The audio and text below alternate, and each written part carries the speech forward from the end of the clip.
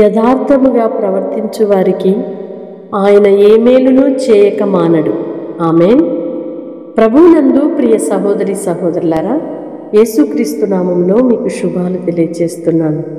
నీవు యథార్థముగా ప్రవర్తించుట చేతనైతే చాలు, ఏ మేలు చేయక మానడు మన ప్రభు అయిన యేసయ్య. యథార్థవంతుల గుడారమును వర్ధిల్ల చేసే దేవుడు, నమ్మకమైన వారికి మెండైన దీవెనలు అనుగ్రహించువాడై ఉన్నాడు.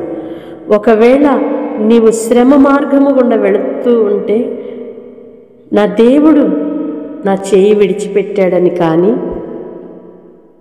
నా ప్రార్థన దేవుడు ఆలకించటం లేదు అని కానీ అనుకోవద్దు. కానీ మన ప్రవర్తనను సరిచేసుకుందాము. యథార్థత ఎక్కడ లోపించిందో, నమ్మకత్వము ఏ విషయంలో లోపించిందో మనము సరిచూసుకుంటే చాలు. దేవుడు నమ్మదగినవాడు.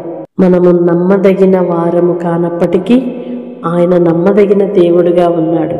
కనుక మనము చేస్తున్న లోపాలను బట్టి దేవునిని నిందించే విధంగా ఏ ఒక్కరూ ఉండకుండునుగాక. దేవుడు యథార్థవంతులను, నమ్మకమైన వారిని, నీతిమంతులను ఆశీర్వదించి వర్ధిల్ల చేసి సమస్త జనులను దీవెనకరముగా ఉంచాలి అని, ఆశీర్వాదమునకు వారసులుగా ఉండడానికే ఆయన సమస్త జనులకు పిలుపునిస్తున్నాడు. కనుక ఆ పిలుపును గ్రహించిన వారమై దేవునికి మనము నమ్మకముగాను యథార్థముగాను జీవించిన వారమై ప్రతి విషయములో మేలు పొందుచు దీవించబడుదుముగాక. ఆమేన్. పరిశుద్ధుడైన దేవా, ప్రేమ కలిగిన తండ్రి, మీ స్తోత్రాలయ్యా.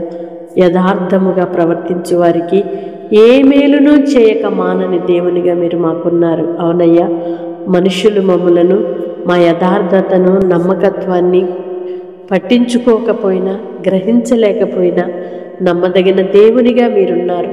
యథార్థవంతులను ఆశీర్వదించుటకై యెహోవా కనుదృష్టి లోకమందంతట సంచారము చేస్తుండగా, అవునయ్యా, ఎంత మంచి దేవుడవు.